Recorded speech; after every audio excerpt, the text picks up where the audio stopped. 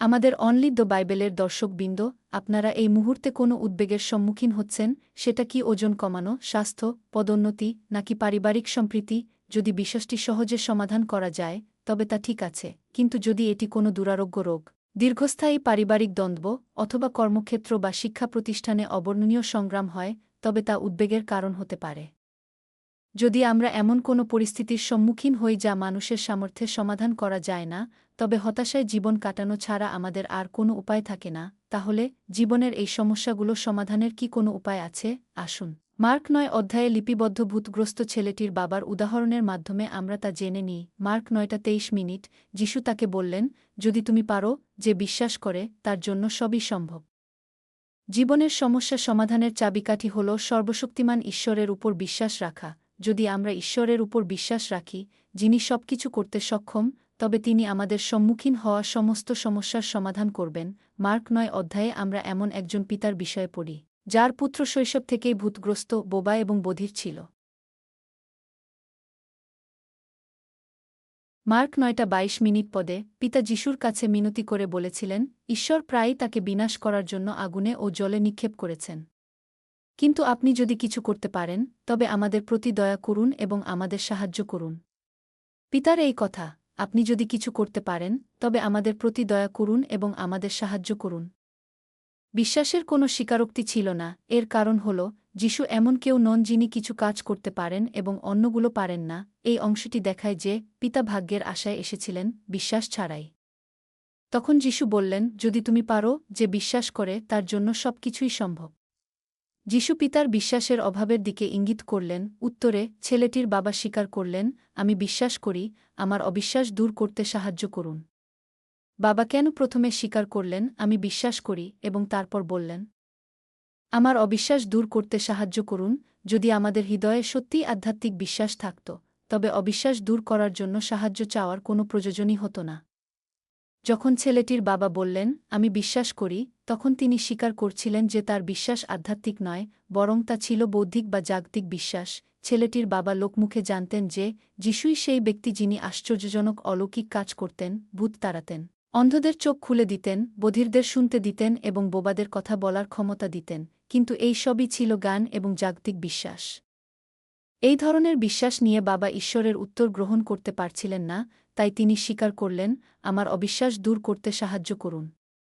গত পর্বে আমরা বলেছিলাম যে, জাগতিক বিশ্বাস দিয়ে উত্তর পাওয়া যায় না, কিন্তু আত্মিক বিশ্বাস দিয়ে আপনি যা কিছু চাইবেন, তাই পেতে পারেন। এ কারণেই ছেলেটির বাবা যিশুর কাছে মিনতি করেছিলেন যেন তিনি তাকে এমন আত্মিক বিশ্বাস দেন, যা দিয়ে তিনি মন থেকে সত্যি সত্যি বিশ্বাস করতে পারেন।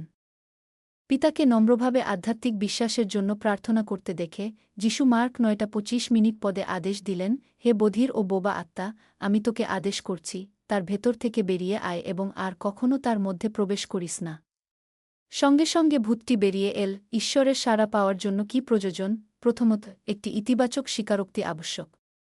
ভূতগ্রস্ত ছেলেটির বাবা এই গুজব শুনেছিলেন যে, যিশু মৃতকে জীবিত করছেন এবং নানা রোগ নিরাময় করছেন, আর তিনি তা জেনে শুনেই বিশ্বাস করেছিলেন। যেহেতু ছেলেটির বাবার হৃদয়ে সেই বিশ্বাস ছিল না, তাই তিনি আন্তরিকভাবে মিনতি করলেন, আমি বিশ্বাস করি, আমার অবিশ্বাস দূর করতে সাহায্য করুন। কিন্তু অনেক মানুষই নেতিবাচক মনোভাব নিয়ে প্রার্থনা করে। উদাহরণস্বরূপ, তারা হয়তো বলতে পারে, ঈশ্বর, এই অসুস্থতার কারণে আমি খুব কষ্ট ও যন্ত্রণায় ভুগছি। আমার আর্থিক অবস্থা খুবই খারাপ, এবং আমার পরিবারে কোনো ভালোবাসা নেই ও তারা আমাকে সান্ত্বনাও দেয় না, তাই আমি সত্যিই খুব কষ্ট পাচ্ছি। হে ঈশ্বর, তুমি কেন আমাকে এই সমস্ত কষ্ট দিয়েছ? কিন্তু ঈশ্বর অসুস্থতা, পারিবারিক কলহ বা আর্থিক সংকট দেন না। যখন মানুষ ঈশ্বরের বিরুদ্ধে অভিযোগ করে এবং তাকে দোষারোপ করে, তখন তারা কিভাবে উত্তর পাওয়ার আশা করতে পারে? তাহলে আমাদের কিভাবে প্রার্থনা করা উচিত? হে ঈশ্বর, আমি অসুস্থতা, পারিবারিক কলহ এবং আর্থিক সংকটে ভুগছি, কারণ আমি আপনার বাক্য অনুসারে জীবনযাপন করিনি। দয়া করে আমাকে ক্ষমা করুন। আমি ঘৃণা, সংঘাত এবং ক্রোধ ত্যাগ করব এবং এমন একজন মানুষ হব যে ক্ষমা করে, বোঝে এবং সেবা করে। আমার প্রতি করুণা করুন। আমি অন্তর থেকে অনুতপ্ত এবং আপনার কাছে প্রার্থনা করি, যেন আপনি আমাকে আপনার বাক্য অনুসারে জীবনযাপন করতে সাহায্য করেন। ঈশ্বরের উত্তর পেতে হলে আমাদের অবশ্যই বিশ্বাসের একটি ইতিবাচক স্বীকারোক্তি করতে হবে। সঠিক স্বীকারোক্তির অর্থ এই নয় যে, আপনি সত্যি বিশ্বাস না করেও শুধু আমি বিশ্বাস করি বলবেন। যদি আপনি আপনার হৃদয়ে পুরোপুরি বিশ্বাস না করেন, তবে আপনাকে অবশ্যই সততার সাথে ঈশ্বরের কাছে আধ্যাত্মিক বিশ্বাসের জন্য প্রার্থনা করতে হবে। এমনকি যদি আপনি তাৎক্ষণিক উত্তর নাও পান, তবুও আপনার নেতিবাচক কথা বলা উচিত নয়। যদি আপনি নেতিবাচক কথা বলেন, তবে স্বর্গ থেকে আসা উত্তর বাতাসে মিলিয়ে যাবে। শত্রু শয়তান আমাদের দোষারোপ করে, আর একারণেই আমরা কোনো উত্তর পাই না। এটা গুরুত্বপূর্ণ যে আমরা যেন নেতিবাচক কথা বা অবিশ্বাসের কথা বলা থেকে বিরত থাকি। দ্বিতীয়ত, আমাদের অবশ্যই আধ্যাত্মিক বিশ্বাস থাকতে হবে। ভূতগ্রস্ত ছেলেটির বাবা আধ্যাত্মিক বিশ্বাসের জন্য আকুল হয়ে আর্তনাদ করে বললেন, আমার অবিশ্বাস দূর করতে সাহায্য করুন। আমরা কিভাবে আধ্যাত্মিক বিশ্বাস অর্জন করতে পারি? প্রথমত, আপনাকে অবশ্যই আপনার এবং ঈশ্বরের মধ্যে থাকা পাপের যে কোনো বাধা দ্রুত ভেঙে ফেলতে হবে। তারপর, আপনাকে অবশ্যই বাইবেলে লেখা ঈশ্বরের বাক্য অনুসারে আন্তরিকভাবে কাজ করতে হবে এবং তার কাছে আত্মিক বিশ্বাস প্রার্থনা করতে হবে। জাগতিক বিশ্বাস, যা জ্ঞানের উপর ভিত্তি করে গড়ে ওঠে, তা আপনি নিজে থেকেই অর্জন করতে পারেন। হৃদয়ে আন্তরিকভাবে বিশ্বাস করা আত্মিক বিশ্বাস কেবল ঈশ্বরই উপর থেকে দিতে পারেন। তৃতীয়ত, উত্তর না পাওয়া পর্যন্ত অবিরাম প্রার্থনা করতে হবে। ছেলেটির বাবা হাল ছাড়েননি, বরং শেষ পর্যন্ত যিশুর কাছে আকুল আবেদন করেছিলেন এবং অবশেষে উত্তর পেয়েছিলেন। ঈশ্বর কোনো কিছু সম্পন্ন করার প্রতিশ্রুতি দিলেও আমাদের শেষ পর্যন্ত চাইতে থাকতে হবে। যিহিস্কেল 36:37 সদাপ্রভু ঈশ্বর এই কথা বলেন, আমি ইসরায়েল বংশকে আমার কাছে এই কাজ করার জন্য অনুরোধ করতে দেব। কিছু লোক প্রার্থনা করে, কিন্তু তাৎক্ষণিক কোনো উত্তর না পেয়ে মাঝপথেই হাল ছেড়ে দেয়া। যখন আমরা কোনো সন্দেহ ছাড়াই আকুলভাবে প্রার্থনা করি, তখন ঈশ্বর সেই উত্তরের ফলপ্রসূ করার জন্য কাজ করেন। আধ্যাত্মিক বিশ্বাস সকল ধনসম্পদের মধ্যে শ্রেষ্ঠ এবং সকল জাগতিক সমস্যার সমাধানের চাবিকাঠি। মানুষের শক্তি ও সামর্থ্যে যা সম্পূর্ণ অসম্ভব, সর্বশক্তিমান ঈশ্বর তা সম্পন্ন করতে পারেন, সেটা ওষুধ দ্বারা নিরাময় অযোগ্য কোনো দুরারোগ্য রোগী হোক, কিংবা সন্তান, স্কুল বা কর্মক্ষেত্রের যে কোনো সমস্যাই হোক। ঈশ্বর তার সম্পূর্ণ সমাধান করবেন। এই কারণেই যিশু মার্ক 9:23 পদে বলেছেন, যদি তোমরা পারো, যে বিশ্বাস করে, তার জন্য সবকিছুই সম্ভব। আমরা যখন বাইবেলের দিকে তাকাই, তখন দেখতে পাই যে বাইবেলের বিশ্বাসী ব্যক্তিত্বরা মানুষের পক্ষে অসম্ভব এমন অগণিত আশ্চর্যজনক কাজ সম্পাদন করেছিলেন। লোহিত সাগর বিভক্ত করা, যার ফলে ইসরায়েলীয়রা শুকনো ভূমিতে পার হতে পেরেছিল; সূর্যকে স্থির করে দেওয়া, স্বর্গ থেকে আগুন নামিয়ে আনা, তিক্ত জলকে মিষ্টি জলে পরিণত করা এবং পাথরে আঘাত করে জল বের করে আনা। এর মধ্যে রয়েছে মৃতকে জীবিত করা এবং সব ধরনের রোগ নিরাময় করা। ঈশ্বরপ্রীতিকর আত্মিক বিশ্বাসের মাধ্যমে যে চিহ্ন ও অলৌকিক কাজগুলি ঘটে, তা কেবল বাইবেলেই পাওয়া যায় না।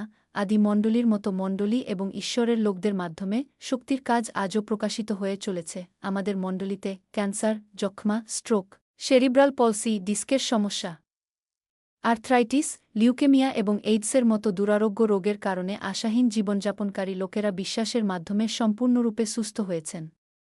ভূতগ্রস্তরা সুস্থ হয়ে উঠতেন এবং পোলিও বা বিভিন্ন দুর্ঘটনার কারণে প্রতিবন্ধী ব্যক্তিরা প্রার্থনার পর হাঁটতে ও দৌড়াতে সক্ষম হতেন। যারা গুরুতরভাবে দগ্ধ হতেন, প্রার্থনার পর তাদের ব্যথা সঙ্গে সঙ্গে দূর হয়ে যেত এবং কোনো ক্ষতচিহ্ন ছাড়াই সম্পূর্ণ আরোগ্য লাভ করতেন। মস্তিষ্কের রক্তক্ষরণ, আকস্মিক অসুস্থতা বা কার্বন মনোক্সাইড বিষক্রিয়ার কারণে অচেতন ব্যক্তিরা প্রার্থনার পর তাৎক্ষণিকভাবে জেগে উঠতেন। এমন ঘটনাও ঘটেছে যেখানে শ্বাসপ্রশ্বাস বন্ধ হয়ে যাওয়া মানুষের জন্য প্রার্থনা করা হলে তারা অলৌকিকভাবে জীবন ফিরে পেয়েছেন। যারা 5, 10 বা এমনকি 20 বছর ধরে গর্ভধারণে অক্ষম ছিলেন, তারা প্রার্থনার পর সুস্থ সন্তানের জন্ম দিয়েছেন। শক্তির এমন অনেক আশ্চর্যজনক কাজ হয়েছে যা ঈশ্বরের মহিমা বাড়িয়েছে, যেমন অন্ধের দৃষ্টিশক্তি ফিরে পাওয়া, বধিরের শ্রবণশক্তি লাভ এবং বোবার কথা বলা। যিনি এমন আশ্চর্যজনক কাজ প্রকাশ করেছেন, এমন কি আছে যা তিনি করতে পারেন না? যদি আমরা আধ্যাত্মিক বিশ্বাস নিয়ে ঈশ্বরের কাছে যাই, তবে তিনি আমাদের উত্তর ও আশীর্বাদ দেবেন। আমি প্রার্থনা করি যেন আপনারা সকলে ঈশ্বরপ্রীতিকর আধ্যাত্মিক বিশ্বাস লাভ করেন এবং উত্তর ও আশীর্বাদ পাওয়ার সাক্ষ্য ভাগ করে নেন। আমি আপনার জন্য প্রার্থনা করি। হে প্রিয় স্বর্গীয় পিতা, আপনার জন্য কোনো কিছুই কঠিন বা অসম্ভব নয়। আপনি সবকিছু সম্পন্ন করতে সক্ষম। যখন আমরা আপনার উপর বিশ্বাস রাখি এবং আধ্যাত্মিক বিশ্বাসের সাথে প্রার্থনা করি, তখন আপনি সমস্ত অসুবিধা বা সমস্যার সমাধান করতে পারেন। আমাদের নিজেদের পরীক্ষা করতে এবং যাচাই করতে সাহায্য করুন যে আমাদের সেই আধ্যাত্মিক বিশ্বাস আছে কিনা। আমাদের প্রয়োজন ও সমস্যার উত্তর পাওয়ার মতো বিশ্বাস যেন আমাদের থাকে। হে পিতা ঈশ্বর, আপনি আমাদের সকল সমস্যার সমাধান করতে সক্ষম। আমরা আপনাকে ধন্যবাদ জানাই ও আপনার মহিমা ঘোষণা করি। আমরা আমাদের প্রভু যীশু খ্রিস্টের নামে আপনাকে ধন্যবাদ জানাই ও প্রার্থনা করি। আমেন।